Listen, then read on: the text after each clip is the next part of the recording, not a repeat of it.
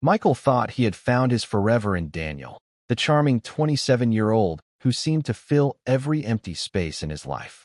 But behind Daniel's perfect smile was a secret so devastating it would unravel their marriage and lead to murder. What began as a fairy tale romance ended in one of the most shocking betrayals imaginable: a double life, a hidden family in Texas, and a night of rage that left blood on the floor. Michael had always imagined love as something that came quietly, without warning, and that was exactly how it felt when he met Daniel. At 42, he was a man who had seen his share of disappointments. Failed relationships had left him cautious, but beneath the caution was a yearning for companionship. Daniel appeared like a breath of fresh air, youthful, charming, and full of ambition. At 27, he seemed to bring with him a kind of energy that Michael thought he had lost long ago. Their connection was fast, almost intoxicating. Friends commented on how unusual it was, the age difference, the pace of the romance, but Michael ignored the whispers. For the first time in years, he felt alive.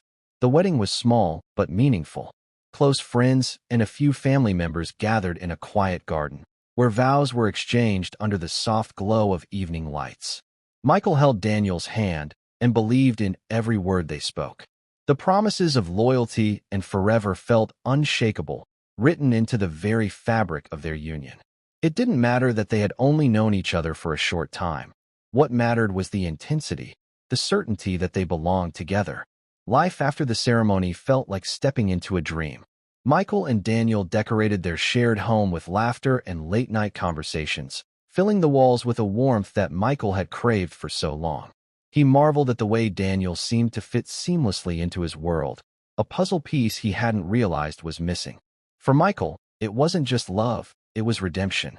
He had finally found the partner he had been searching for, someone who made the years of waiting worthwhile. The future felt bright, untouched by shadows. Or so he thought. It didn't take long for Michael to notice the subtle changes that began creeping into their new life together. At first, they were small enough to brush aside. Missed dinners, late nights at the office, and the occasional weekend trip Daniel claimed was for work. Michael told himself it was natural. Daniel was young and ambitious, building his career, and Michael wanted to be supportive. But the excuses became more frequent, and the silences in their home began to grow heavier. The first real warning sign came when Michael found a crumpled receipt in the pocket of Daniel's jacket. It was from a restaurant in Texas, though Daniel had said he had been in California that weekend. Michael stared at the slip of paper for a long time, unsure what to think. Maybe it was a mistake, he reasoned, a stopover or a business dinner with a client. Yet doubt began to take root, and once it did, it was impossible to ignore. Daniel's phone became another source of unease. He guarded it more carefully than before, leaving it face down on the table or tucked away in his pocket. Whenever it buzzed, he seemed quick to silence it, his expression unreadable. Michael tried to dismiss the gnawing suspicion, but it lingered like a shadow in the back of his mind. The warmth that once filled their home started to fade. Michael noticed how Daniel avoided eye contact when questioned about his long absences, how his explanations grew vaguer over time. There was always another meeting, another client, another excuse. Still, Michael chose patience over confrontation, convincing himself that love required trust. Yet deep inside, he knew something wasn't right. The perfect life he thought they were building was already beginning to unravel. It was late one evening when Michael's suspicions sharpened into something undeniable. He had been drifting in and out of sleep when he heard the faint murmur of a voice coming from the next room. At first, he thought Daniel was on a quick business call, the kind he often took at odd hours. But the tone was different, soft, almost tender, carrying a warmth that did not belong in a conversation about work. Michael sat up in bed, straining to listen, his heart pounding harder with every word he caught. The conversation was brief, but the pattern repeated itself in the days that followed. Whenever Michael entered the room, Daniel's voice would drop, his sentences cut short, and the phone call would end abruptly. There was no explanation offered, no casual mention of who had been on the other end. Michael tried to ignore it, telling himself that trust was the foundation of marriage, but the unease gnawed at him relentlessly. Small details began to stand out. Daniel stepping outside to take a call even on cold nights. The way he smiled at his phone before quickly tucking it away. The strange new passwords on his devices, replacing the openness they once shared. Each moment chipped away at the certainty Michael had felt on their wedding day. The doubt grew heavier with each passing night. Michael began to feel like a stranger in his own home, watching the man he loved slip into secrecy.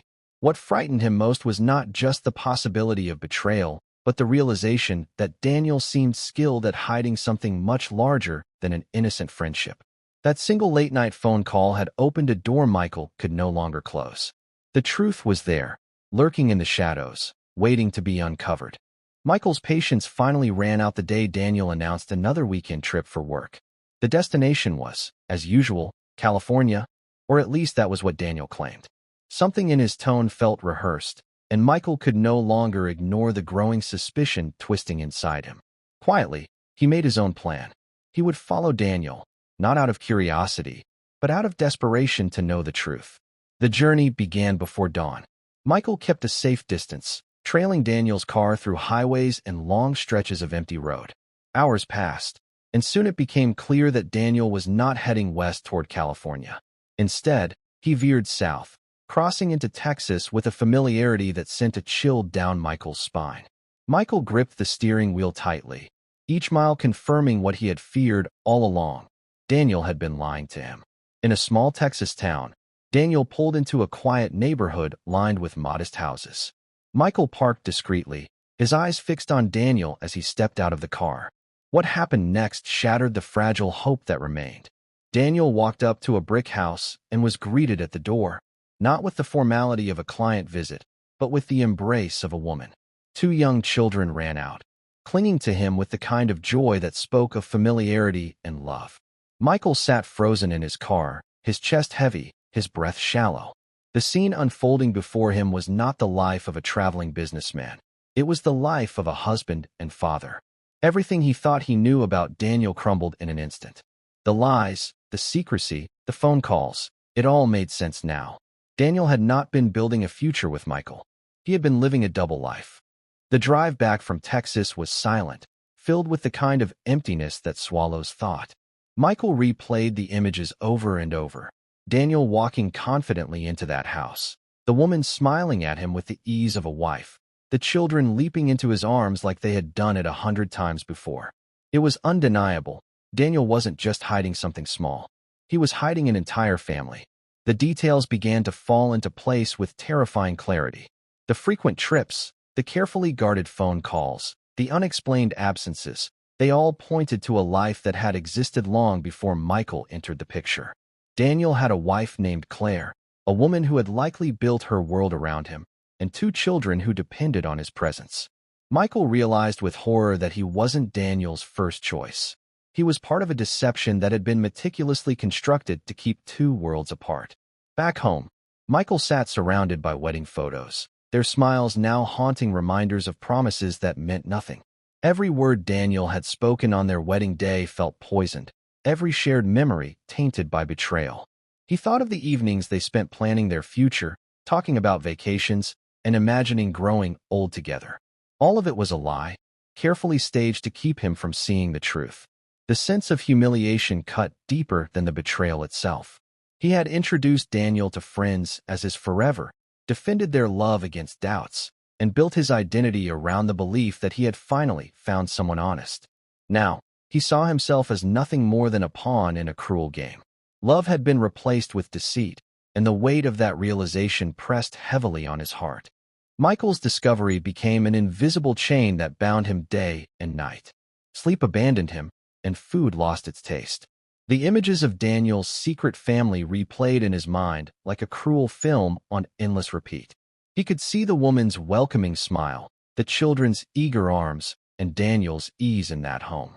Each detail carved itself deeper into his thoughts, feeding a storm of betrayal that refused to quiet. At first, he tried to carry the burden silently. When friends asked why he seemed withdrawn, he brushed them off with excuses about stress. But behind closed doors, he was unraveling. He began collecting every shred of evidence he could find. Phone records, credit card statements, hidden receipts, anything that could confirm what he had seen in Texas. His home slowly turned into an archive of Daniel's lies. Papers and photographs spread across his desk in chaotic order. The obsession did not stop there. Michael found himself driving by Daniel's office, checking to see if he was really at work. He tracked his movements, memorizing his patterns, searching for inconsistencies. It was no longer about just knowing the truth. It was about holding it in his hands, controlling it, and proving to himself that he had not imagined any of it. What frightened him most was the anger that came with every discovery. The humiliation of being deceived festered into something darker, something heavier. He thought about the years he had spent searching for love, only to be made a fool of once again. Resentment grew, mixing with grief until they were indistinguishable. What began as heartbreak was slowly transforming into obsession, and that obsession was beginning to turn dangerous. Michael's obsession soon shifted into something more deliberate. The evidence he had gathered was no longer scattered across his desk. It became part of a plan. He rehearsed scenarios in his mind, imagining the moment he would finally confront Daniel. Sometimes he pictured himself calm and composed, laying out the photos and documents like a case in a courtroom. Other times, the vision was darker, filled with the rage that simmered just beneath his skin. He began organizing everything into folders, labeling receipts, and printing call logs. He wanted to strip away any chance Daniel had of denying the truth. For Michael, this wasn't just about ending a marriage. It was about exposing a betrayal so cruel that it demanded to be laid bare. The fantasy of watching Daniel's lies collapse under the weight of evidence fueled him. It gave him a sense of control in a life that had spun violently out of it. But the line between planning and obsession blurred quickly. Michael found himself unable to think of anything else. He stopped focusing on work, neglected friends, and withdrew further into isolation. Every ounce of his energy was directed toward one inevitable moment, the confrontation. Late at night, he sat alone in the dark, replaying imagined outcomes. Would Daniel beg for forgiveness? Would he try to explain away the family in Texas? Or would he simply stay silent, caught in the trap of his own lies?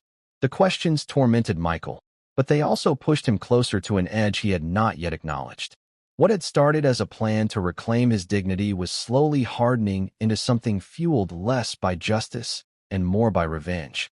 And in the back of his mind, a dangerous thought began to take root. Perhaps words alone would never be enough. The night of the confrontation came with a storm that seemed to mirror Michael's state of mind. Rain lashed against the windows as thunder rolled across the sky, casting the house in flickers of light and shadow. Daniel walked through the door, tired from yet another business trip, his suitcase trailing behind him. For Michael, this was the moment he had been building toward for weeks. The folders were stacked neatly on the table, the photographs arranged in order, the receipts lined up like pieces of a puzzle that could no longer be ignored. As Daniel set down his bag, Michael presented the evidence one piece at a time. The photos of the Texas home, the phone records, the receipts, all undeniable proof of a double life. The weight of betrayal hung in the air, heavy and suffocating. Daniel's face shifted from shock to silence, and that silence was unbearable. Michael had expected denial or excuses, perhaps even anger, but instead there was nothing. The lack of explanation felt like another insult, as if Daniel's lies did not even deserve an attempt at defense. The storm outside grew louder, but inside the house the tension was deafening. Michael's hands trembled, not from fear, but from the rage that had been building for months. All the humiliation, the sleepless nights, the endless questions about his worth, they boiled to the surface. His vision narrowed, his pulse quickened, and the man standing before him no longer looked like the person he had once loved. He looked like a fraud who had stolen years of Michael's life. In that moment, reason dissolved. The confrontation he had planned so carefully was no longer about evidence or dignity. It became something raw, uncontrollable, and violent. The breaking point had been reached, and there was no turning back. The rage that had been simmering inside Michael erupted with terrifying force. His mind blurred, consumed by the betrayal that had hollowed out every corner of his life. The confrontation had started with papers and photographs, but it ended with something primal. In a moment of blind fury, he lashed out at Daniel. What began as shouting turned into shoving, and soon the room became a storm of chaos. Furniture knocked aside, voices raised to a pitch that could no longer be recognized as words. Michael's hands found whatever was closest, and in that instant, logic disappeared. The act itself was not planned, not mapped out like the folders on the table. It was raw, unthinking violence born from months of humiliation and rage. The storm outside howled as the storm inside Michael broke free. By the time his vision cleared, Daniel was on the floor, motionless. The silence that followed was heavier than the thunder. Michael froze, staring at what he had done. The man he had once called his soulmate, the person he had promised to spend a lifetime with, was gone. The body lay twisted in the dim light, the evidence of betrayal scattered around it like cruel witnesses. Michael's chest heaved, not with relief, but with a crushing weight that settled on him instantly. The finality of his actions struck harder than any of Daniel's lies ever had. For a brief moment, Michael wished it had been different, that he had walked away, that he had let the truth speak for itself. But that chance was gone. What was left was irreversible. The marriage that began with promises of forever had ended in violence, and Michael was left standing in the ruins of a love story turned nightmare. The aftermath was swift and merciless. The storm outside had barely quieted when the first knock came at the door. Neighbors, alarmed by the shouts and crashes that had echoed through the house, had already called the police. Michael sat motionless on the living room floor, his eyes fixed on Daniel's lifeless body. The papers that once held the proof of betrayal now lay scattered, meaningless in the face of what had been done. When the officers entered, they found no resistance. Michael did not run or protest. He simply confessed, his voice flat, stripped of emotion. The words came out heavy and final, as though even he could not believe them. The handcuffs clicked into place, and with them, the reality of his choices closed around him like iron. News of the crime spread quickly, carried by headlines that captured the shocking details. A man discovering his young husband's secret family in Texas, the confrontation that turned deadly, the unraveling of a marriage built on deception. The story gripped the public not just because of the violence, but because of the layers of betrayal that led to it. A tale that had begun with love and promises had ended with murder and scandal. In the days that followed, Michael's home was sealed off as investigators pieced together the evidence. Friends who had once celebrated the couple's wedding now struggled to reconcile the smiles in the photographs with the tragedy that followed. In court, the folders of receipts and photos became exhibits, but they could not undo what had happened. Michael was left to face the weight of his actions. Betrayal had driven him to obsession. Obsession had fueled rage, and rage had ended in death. What remained was a story of love destroyed, a warning carved in grief and silence.